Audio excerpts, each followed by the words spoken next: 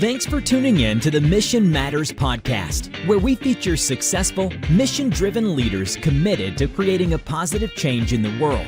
Our mission with this channel is to inspire other leaders by providing industry insights, new ideas, and inspiring stories from the pros. Hi, Paul Fife here, host of the show where I interview business leaders heading up mission-focused organizations in the nonprofit space, leading from the heart and making a difference in their communities. Today's episode is sponsored by our very own Paul Gregory Media, affectionately known as PGM, long-established digital marketing agency right here in Chicago. PGM is one of a few thousand certified B corporations in the world. And speaking of B corporations, I'm really excited to have our guest join today. His name is Tim Frick.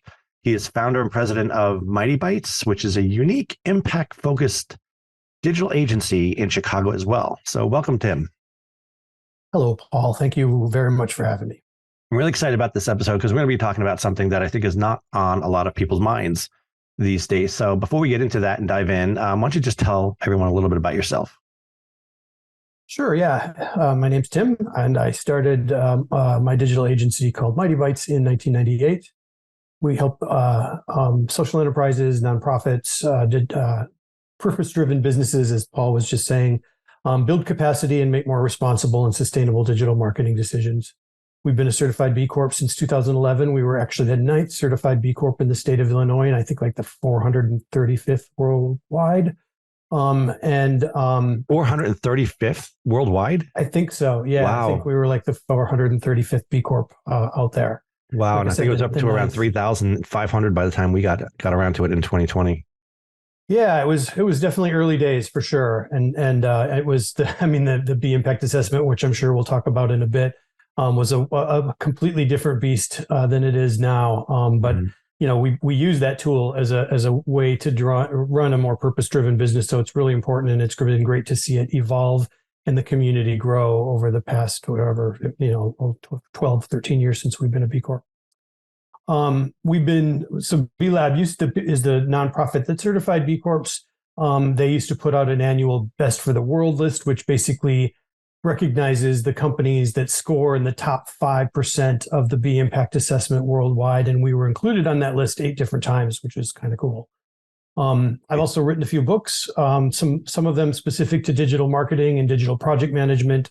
The last one, Designing for Sustainability, which was a guide to building greener digital products and services, was released in 2016 and has been kind of a little bit of a shift in my career, and definitely along the lines of what Mightybytes offers as services, really focusing on sustainability in the tech sector. Awesome. So the book, Designing for Digital Sustainability or Designing for Sustainability. How did you become interested in that topic? Yeah, so I mentioned the B impact assessment and the fact that we went through it for the first time to become a certified B Corp in 2011. Right around the same time, there were all of these reports starting to come out about the environmental impact of the internet. And so the two things kind of just by happenstance happened around the same time. And you know, if you go through the B impact assessment, as I'm sure you know, it really forces you to ask tough questions about your business and the choices that you're making. And it's also, I think, a catalyst for creativity for devising solutions to some of these kind of vexing problems that we face as a society. And so when we were seeing those reports come out, we were like, well, the internet is the thing that we build for a living. What can we do about this? And so, you know, we were really starting to think about like, okay, well, is there something that we can do? You know, can we build our products and services differently? Can we offer different things? Can we be more creative about how we actually, you know, build build solutions for our customers?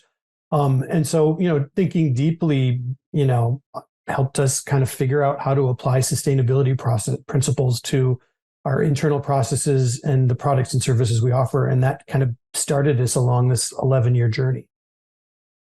Yeah. And, you know, sustainability or the concepts of building sustainability into your practices have been around for a while. But what really interests me is digital sustainability, something I haven't really even thought of a few years ago. And now it's become like what's really hot right now, Apple just came out with their Mother Nature commercial. Everybody's talking about it, right? That's products, that's services, that's building it into, transportation and everything. But this idea of digital sustainability, try to unpack that a little bit. Yeah, I think there's two really important things to keep in mind. Like the definition that I always use for digital sustainability, it is that it is a process of incorporating environmental, economic, and social stewardship practices into digital products and services. So some of the Apple things that you mentioned are for sure included as part of that, but also digital can be used to advance sustainability innovation, for instance, or just to generally advance sustainability principles. So digital transformation can be used to, incorporate sustainability principles into the things that your organization does, and it can be used to speed up that process. But as part of that, those things also have an environmental, social, and economic impact in and of themselves. So making sure that you want to use digital tools to advance your sustainability initiatives, and you also want to be mindful of the sustainability initiatives having an impact in and of themselves. And so for digital, that means things like digital accessibility and digital emissions, and there's a whole slew of things that kind of fall under that ESG umbrella of economic, social, and or environmental, social, and governance. Yeah. And so began your journey of, I don't know how many years you've been working on this. About 11, yeah. 11. 10 wow. 11, yeah. Wow. Well, yeah, people started thinking about this. For sure. And like I said, we were trying to figure out internally what to do, but then there also became this communications challenge of talking about things that our clients, many of whom are social enterprises, nonprofits, et cetera, that is just not on the radar, just not that they're not thinking about, that they're not concerned with. People were still thinking about the fact that the internet replaces paper, so it must be a green medium. Right.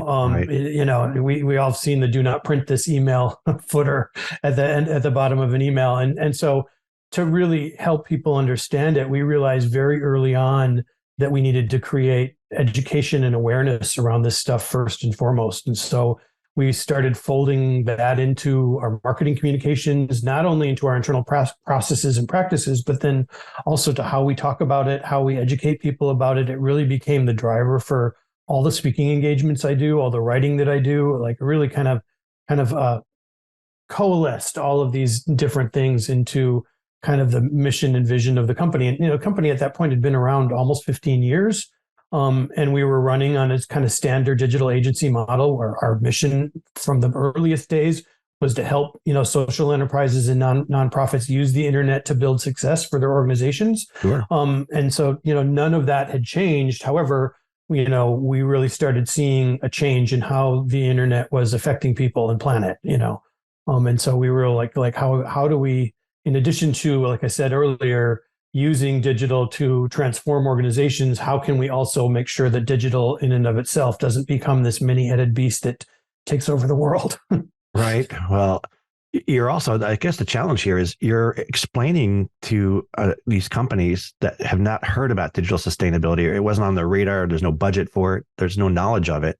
So the first thing is, I guess the challenge is making people aware of it and that there is a problem, and their sustainability has to be looked at not only from a product and service and operation standpoint, but also your digital footprint, which causes greenhouse gases and other emissions and issues. So you've been known to say the internet has a lot of problems in your talks and your speeches and your presentations. Does that even mean? Yeah, I hate to be a negative Nancy about all of that, but I also, want to be real and practical about it as well. I got into digital. I was out on a completely different track to be a film producer and work in news and journalism, and then the internet came along, and I got very excited about the promise of it and really wanted to kind of dedicate my career to that. And so, seeing the internet kind of unravel and start to cause a lot of big problems for people was really disheartening, as you can probably imagine, as someone who wanted to, really use it as a tool to help people and to use it for good, to see all of these problems arise. And you think about just the things that we take for granted these days, like spam, for instance. We get so much spam. Spam is such a huge issue, and we all kind of write it off or just cast it off as being like, yep, report to spam, report to spam. I'm just going to, put that into the spam box and get rid of it or not. But just, it becomes this thing that we've just learned to deal with,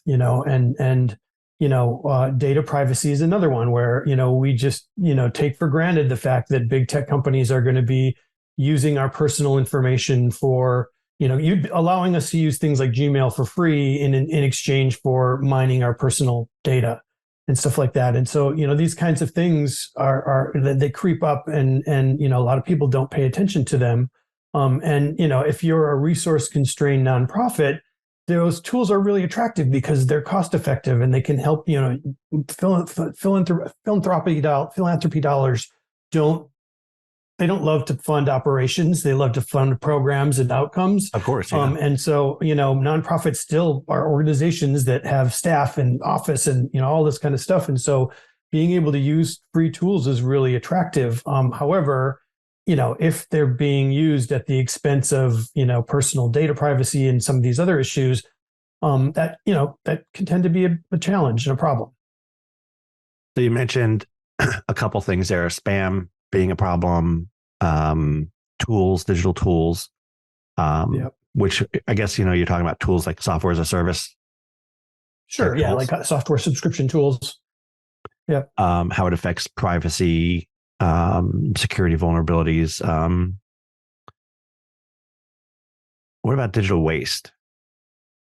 Tell us about that. Yeah. So that's a huge thing. I mean, so it comes in several different forms.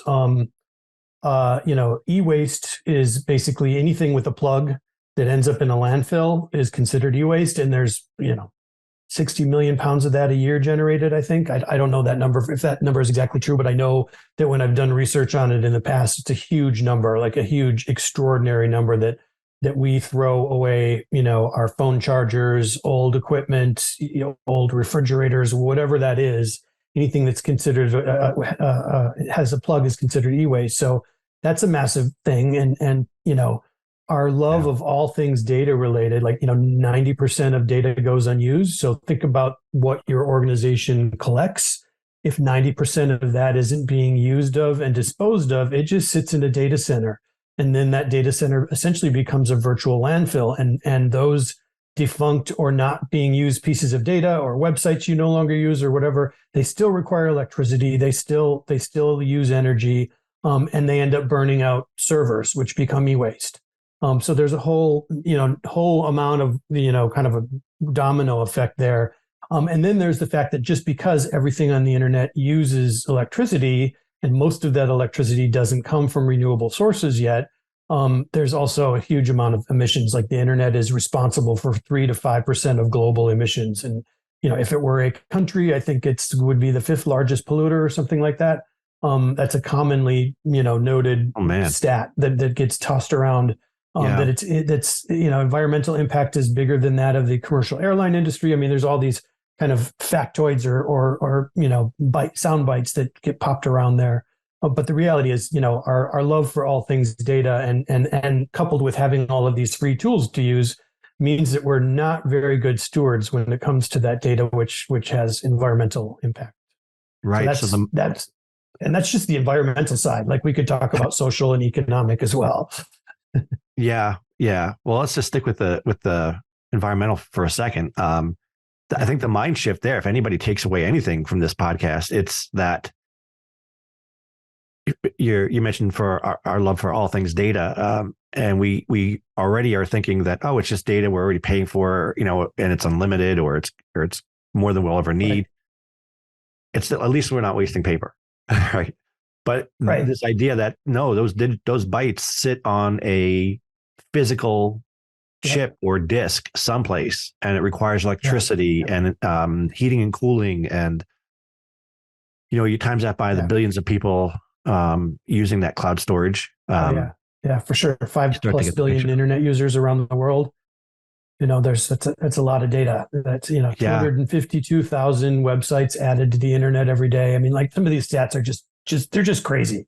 Like you just think about that and you're like, okay, this is such an amazing tool. And also, wow, are we being so irresponsible about it and probably not even realizing it?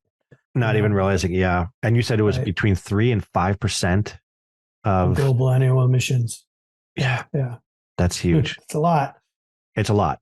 Yeah. And it's this, and we all use it every day. Like we couldn't do our businesses, run our businesses, do our jobs. We couldn't do our jobs without it. And so, we really need to be thinking about how we do this more responsibly. Yeah. Well, I mean, there's a lot to digest there for a lot of folks, I'm sure. 3 to 5% emissions, which would be equivalent to like the 5th largest polluting country, I guess is right. the analogy there, which is huge. Okay. So we have a problem. Right. We're aware of the problem now of digital sustainability or lack thereof. How do we make the internet more sustainable? Sure. Yeah. How do we do that? That is the big question. It requires all of the internet ecosystem stakeholders to kind of come together and realize that this is a problem and come up with, good solutions for addressing it. The challenge there, just purely from emissions perspective, let's just take that one slice of it. We're not talking about water resource. Data centers use a huge amount of water. We're not talking about e-waste, but we're just talking about emissions. The internet ecosystem, emits emissions in the creation of hardware, in the housing of data, in the transmission of data across networks, and then on end user devices, which is, probably the majority of emissions, because every single one of us has a device that we own or several. And we are constantly using those things every day, all day, and then, plugging them in wherever we need to recharge them at night and such. And so, you think about that ecosystem and the fact that it uses electricity at every touch point. There's a few things from an emissions perspective to think about doing. One, can I house my data on servers that are powered by renewable energy? Like, can I do that? Can I find a green web host and push my data over to that place? Can I put my website there? Can I, put my other accounts there? Can I encourage the software as a service products that I subscribe to also do that? Like, so can I get the MailChimps of the world, for instance, to power their servers by renewable energy? Because then that, helps with the process. Then can I also create the most efficient and performance enhanced digital products and services as possible? So my website or a mobile app, for instance, that my organization creates, can I make that as energy efficient as possible? And so that usually means, reducing data payloads, optimizing images, making sure that, that the pages aren't huge. Since the Paris Agreement, which was 2015, web pages have increased in size by like 70%. On mobile devices, I think that's like 140%. That's stats from the HTTP archive, which kind of monitors how the web is built. So meanwhile, we're talking about how we need to keep emissions down to 1.5 degrees Celsius. But yet we're, increasing the size of all of our web pages. We're throwing these video banners on the background. We're doing all of this stuff that is kind of, at odds with that. And all of that stuff, again, requires electricity. So how can we as organizations, people who own websites, and then as, my company, an agency that builds websites, how can we do that more efficiently and more thinking more sustainably about that process? And then I think one last thing that's worth mentioning is, many organizations undergo a user experience design process to kind of help them figure out what their users want from a website that they're building or whatever. How can you fold sustainability principles into that so that you're helping your users make more sustainable choices? So if you're in e-commerce, if you're selling something and you're selling a product, can you highlight the lower emissions transportation option or something like that? How can you do these things so that you can help users make more sustainable choices while they're interacting with the internet? So as you can see, it's a mini layered onion. A little bit, yeah. Let's go back to the website though for a second, because that's everybody's probably largest digital asset. And right, for sure. And if there's things that they can do to, so you mentioned maybe starting with your host, right? Let's look at some green hosts out there that are using renewable energy. I want you to plug something. Actually, you have a tool. I think it's on your site that checks the footprint of your website. Can you tell us a little bit about that? Sure. Yeah. So as I mentioned earlier, we realized very early on that education and awareness had to be a big part of this. And so in 2013, on Earth Day, we actually launched a tool called EcoGrader. And the purpose of EcoGrader was just to help people understand the impact of their website. So you can put any URL in, and it'll crawl that URL, and will produce a report that has a number of metrics that you might be able to improve in order to reduce emissions, improve performance, basically make that page more sustainable. And so we built that in 2013, and we've been tweaking it and adjusting it, and we incorporated digital emissions estimates into it in 2020, I think it was 2021. We've been just kind of evolving it, and then this year we've been working on an actual SaaS product version of it, so that basically people can use it to track website emissions over time, web performance metrics over time, similar to the way you might use something like a Site Improve or a SEMrush or another, kind of website improvement tool. But this is specifically with an eye on ethical, responsible, sustainable practices. That's awesome. That's a great tool. I've certainly tried it on our site and others. And of course, I couldn't help but try it on your site, of course, and your scores were excellent compared to some of the others that I've tried. Which is funny because our website is, it's a total cobbler's kids kind of thing. Our website is so long overdue for an update. Yeah. But we have been trying to, keep it as close to good practices as possible. Well, sure. How can people get to that tool? So it's just at ecograder.com. That's ECOGRADER.com. Anybody can use it. It's free. And then, like I said, once we're going to launch a kind of, software as a service version of it, hopefully before the end of the year. And that will allow people to manage their entire website and track progress over time, as well as things like including creating checklists. So you can say, you know what, these are the 100 things that this tool recommends I do. Here are the top 10 things. I want to create a checklist out of those top 10 things and check them off one at a time. Because it is a lot, Yeah. Yeah. But it's bringing awareness. Right. For sure. To them, so they can at least have the most information at their fingertips as possible, and then decide what they can tackle or want to tackle first. Well, a lot of mission-based companies, for-profits, listen to this, but our bigger audience is probably the nonprofit audience. And how could, maybe as a final thought, how can nonprofits support digital sustainability? Sure. Yeah. Well, I think, probably, I don't want to say it's the easiest thing, but one of the most impactful things that you could do would be to move to a green web host. The Green Web Foundation has a green hosting directory. And you could just find a local provider. They're worldwide, and they have listings of green web hosts in many, many countries and stuff like that. So that might be one area. Would be to just kind of see what the options are for transitioning to a green web host. Another area would be to apply the sustainable web design principles.